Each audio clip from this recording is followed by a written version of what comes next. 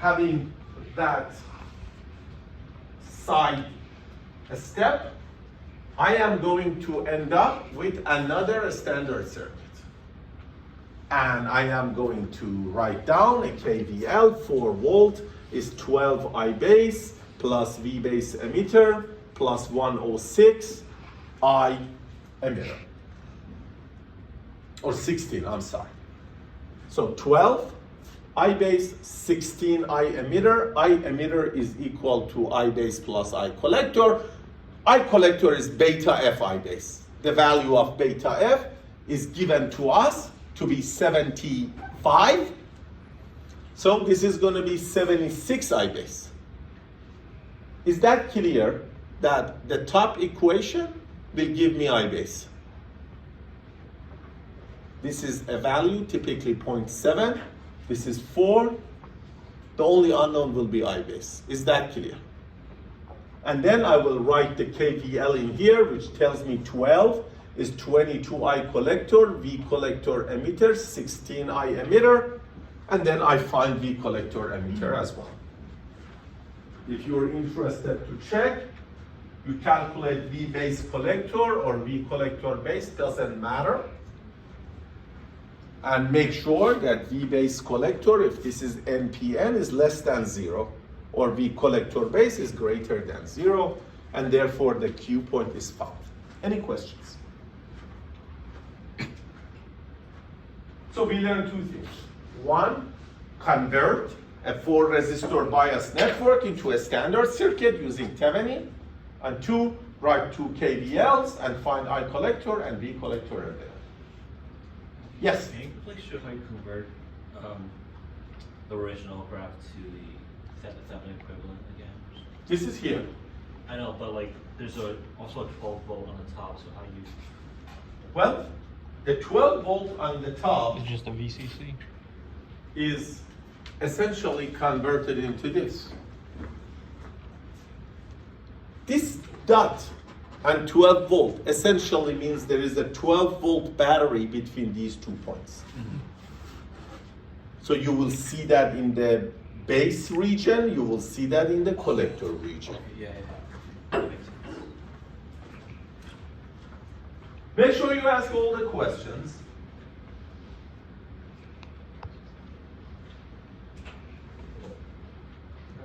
Yeah. What are you with respect to what the previous example?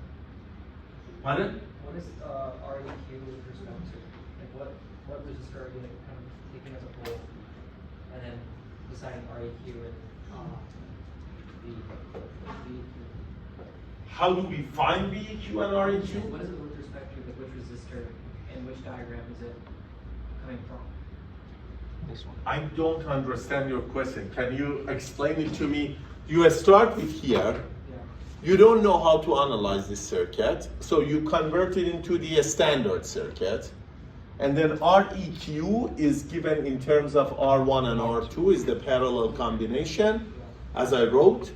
And VEQ is R2 divided by R1 plus R2 times VCC. Okay. Now, the fun part is to do the design.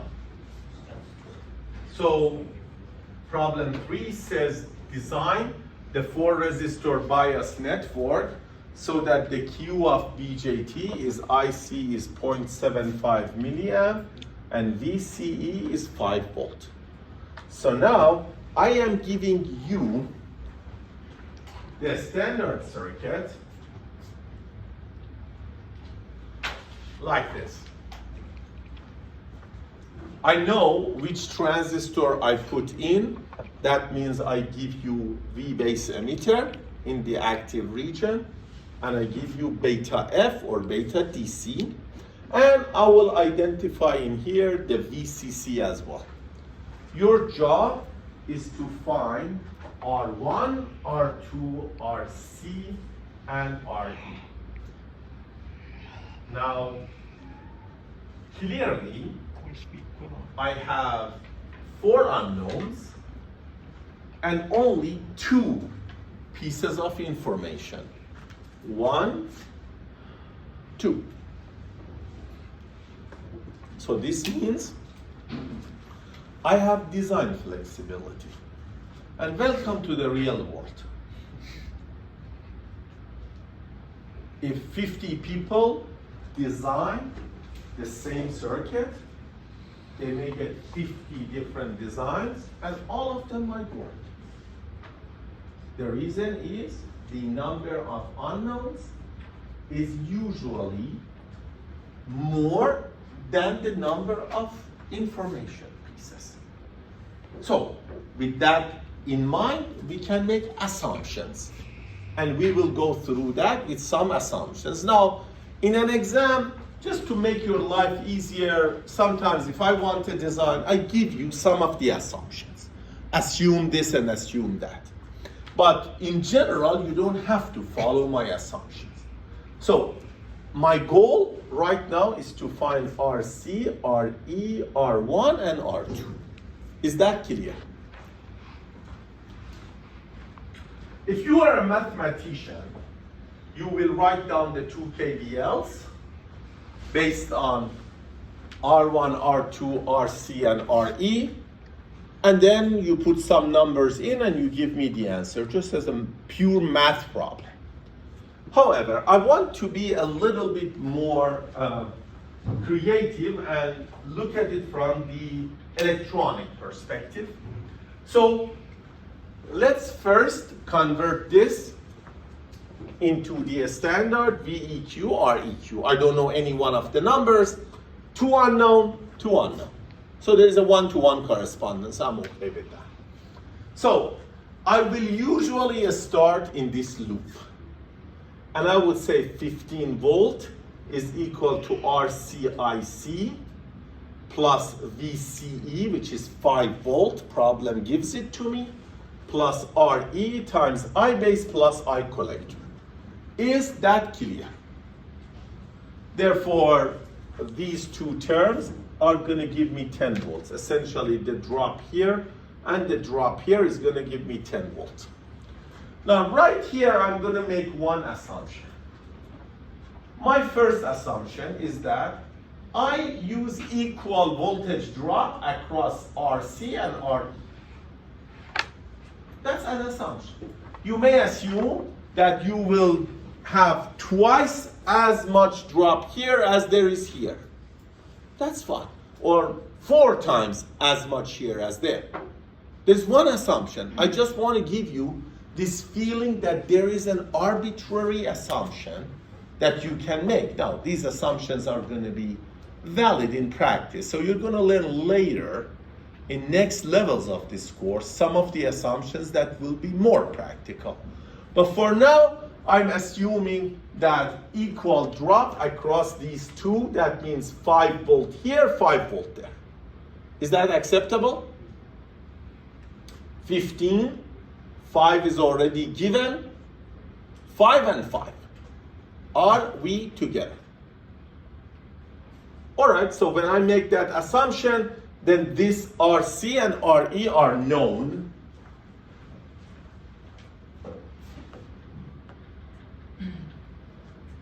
Because that means RC times IC is 5 volt, and RE times IC over 100, which is beta, plus IC is 5 volt. From here, I will find RC and RE. Is that clear? Because the collector current is given to me, right?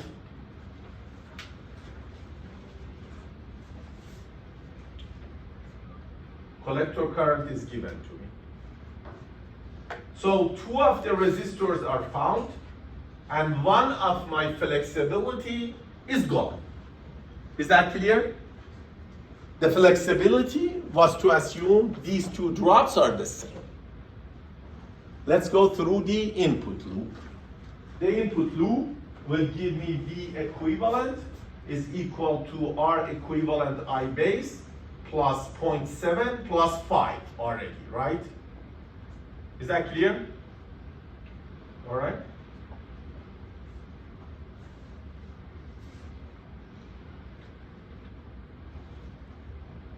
So, this is the formula for KVL in loop 1. I assume that this term is negligible compared to that, and therefore I find V equivalent to be this term, which was 5 volts plus 0.7, that's going to be 5.7 volts.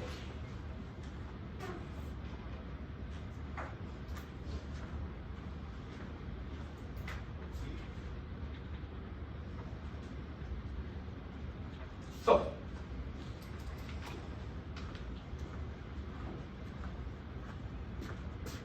R1 times I2 plus,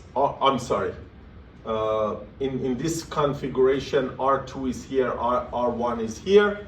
So I2, R2, I1, R1, their sum is going to be 15 volts. I2 is equal to I base plus I1. And usually, I base is 1/100th of I collector, is a small number. So I assume I2 and I1 are roughly the same. Therefore, R1 plus R2 times I1 is equal to 15 volt.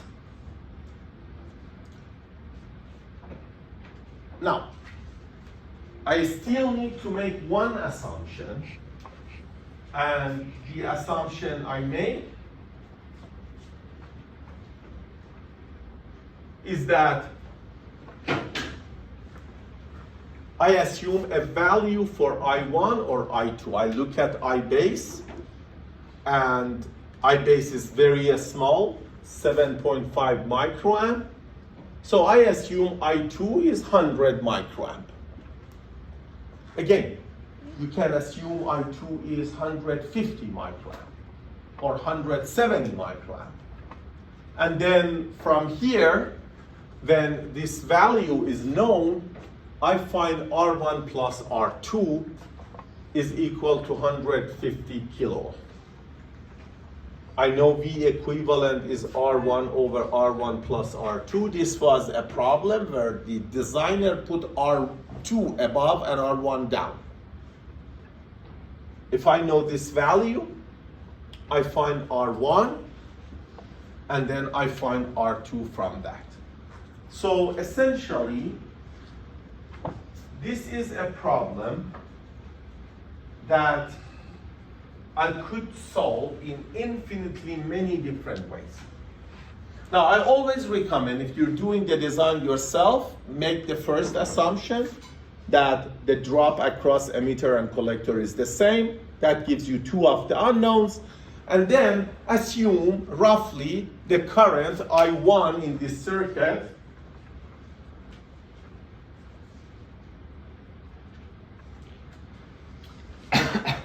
is something like 20 times I base.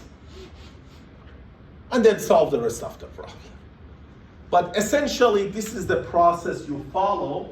Now, if you are a designer, you end up now with a circuit that looks like this. These are the 4 values that we found. But there is a glitch in here. The glitch here is that when you want to build this, the standard commercial resistors are not going to be under your control. If you have a resistor that is 92.756 ohm, there may not be any commercial resistance with that value. So what you will do as a designer, and I'm not going to ask you in an exam to do it, but I just want you to be aware that when you do the design, you now come back and said, okay, I will pick the closest values of commercial resistors to the values that I calculated.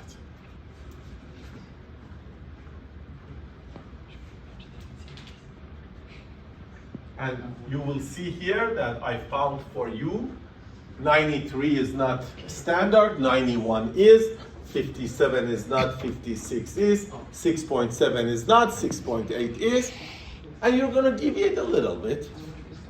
But listen. Scream small.